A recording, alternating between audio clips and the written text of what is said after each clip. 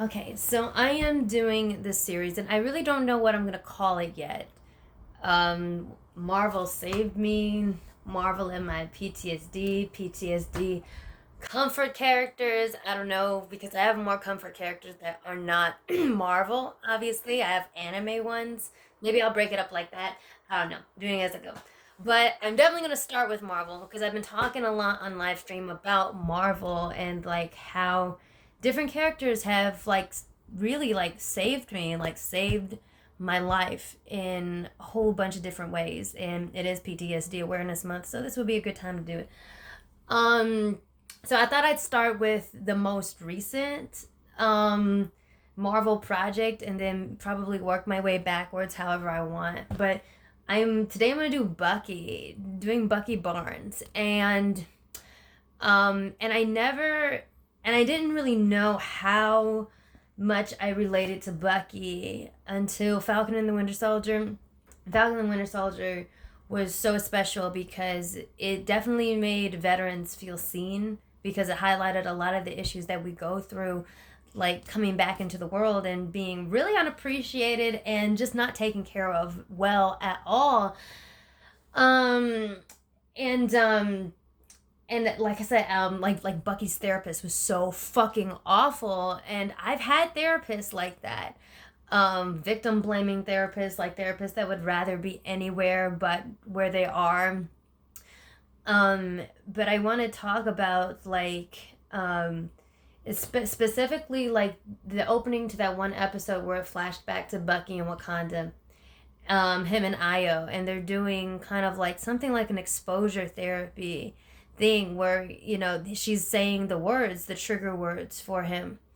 And Sebastian Stan acted the fuck out of that because I cried very, very hard just in those few seconds um, because the way that played out, like it was very reminiscent of therapy that I've been through called EMDR.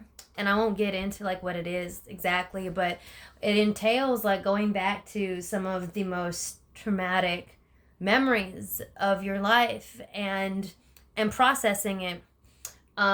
Basically, this is a very elementary explanation because I'm not a psychiatrist or a therapist, with the hope that it will lessen the effect.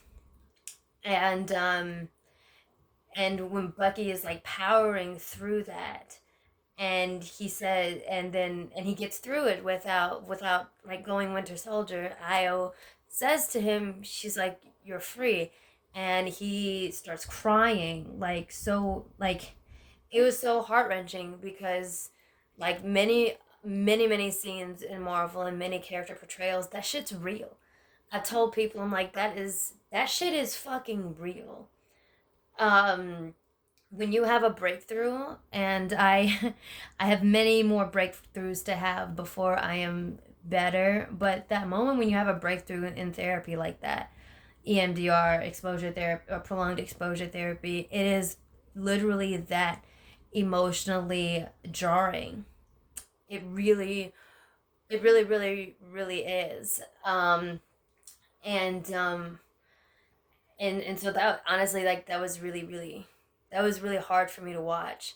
But seeing him break through that, like it really gave me kind of a sense of hope because there's a lot of things, there's a lot of memories and shit that I have not broken through yet that still haunt me. And I hope to have that day that I can be free from all those memories and experiences. And so seeing him go through that was absolutely like was just it was heart wrenching. And just the way that he kind of relies a lot on Steve and Steve believing in himself, which is hard for me because I've always been a very independent person, but you know just like the way that he really devalues himself, especially after Captain America Winter Soldier and like all through Civil War and everything, like really devalues himself. And Steve is the one that comes and picks him back up and lets him know like, hey, you're still worth something. Like you are a person who is worth saving. And I can relate with struggling with that thought of feeling like, after you've been used and abused, by whatever, in his case, Hydra, in my case, lots of other things and people and systems, military, but just having those people in your life.